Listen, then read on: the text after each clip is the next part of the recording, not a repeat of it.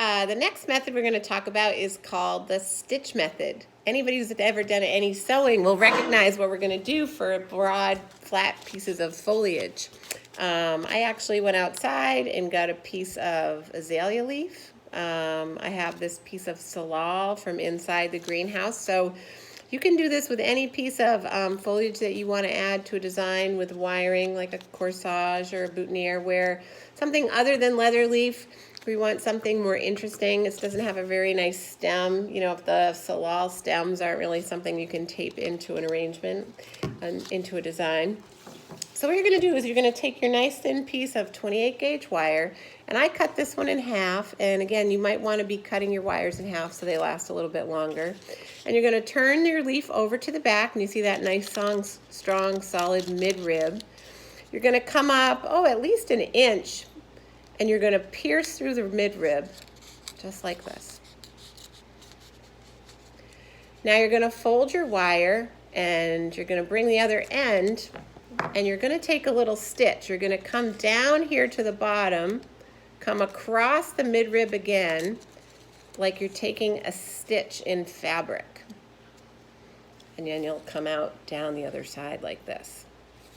Then you're going to take that other side of the wire and you're going to do the same thing. You're going to fold it in half. You're going to stick it down under the midrib and come up on the other side. Now remember, when you're doing things like wiring and taping, when you're doing mechanics, there's usually a part of the project that's ugly.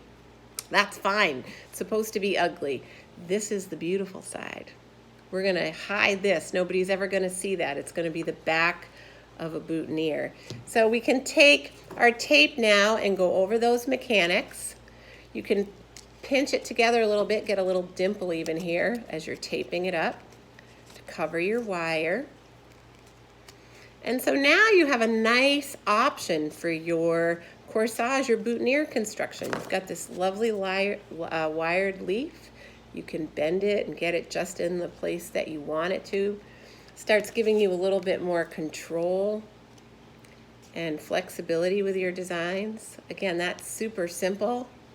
Look how cute that looks. That'd be a great little boutonniere for the prom or for a wedding. You can, start to play around with this little stash of things that you have here. You can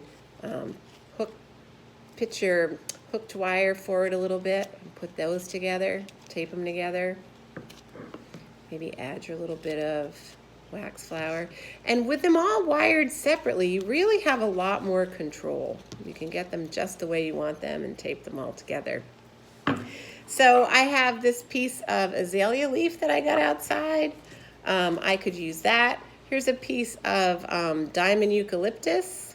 You look on the back, again, very ugly because I took that little stitch, but you're not going to see it on the front.